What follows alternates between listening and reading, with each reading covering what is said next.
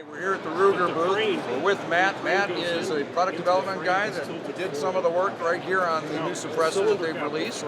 We had a chance to shoot it on range day on Monday, and I can tell you I was really impressed, Matt. It's the real deal.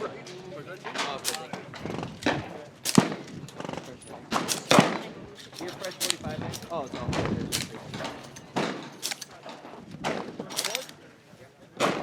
I'm sure one of the questions you're getting is why did it take so long to get into this market? And I'm sure the answer is because you wanted to do it right. Well, we always want to do it. Yeah, so tell us about the can, seriously. So the Ruger silencer, 22 LR suppressor, rated for 17 HMR, 22 WMR, and of course 22 long rifle. Okay. You know, Ruger makes more threaded rimfire hooks than anybody out there. So this is a very natural fit for us. Absolutely. And in doing this, we wanted to build the right silencer.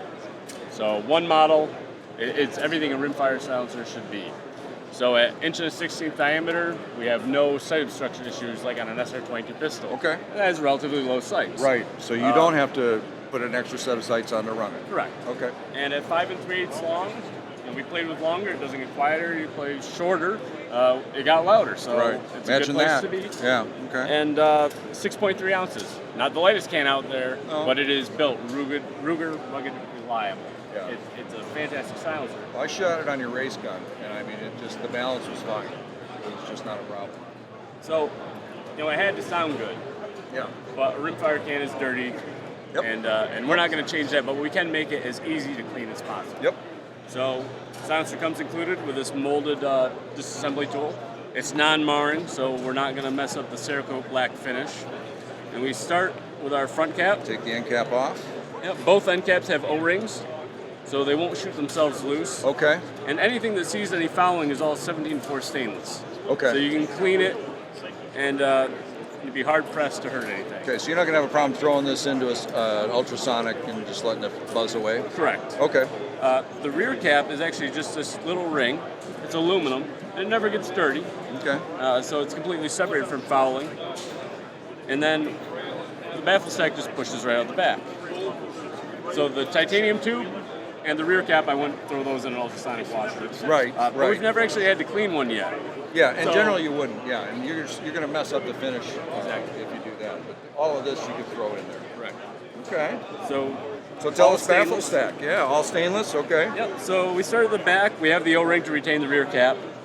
When we break it apart, our first baffle is a more conical blast baffle. Yep. We found that really helped with accuracy and eliminating first round pop.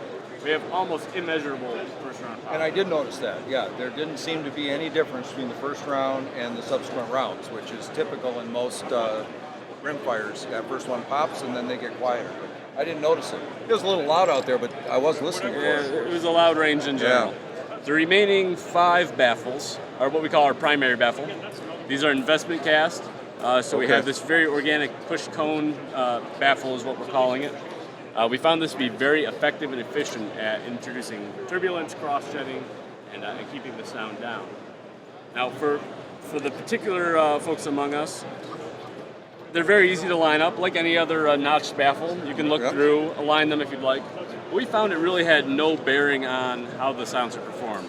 You know, so I always end up lining them up, or I feel a you're that little kind of dirty. guy. Yeah. You know, but if you want to index them every 9 degrees, 180, or just throw them on however because they land. someone will tell you that that's going to be more effective. I guarantee Well, you know, whatever makes you feel good.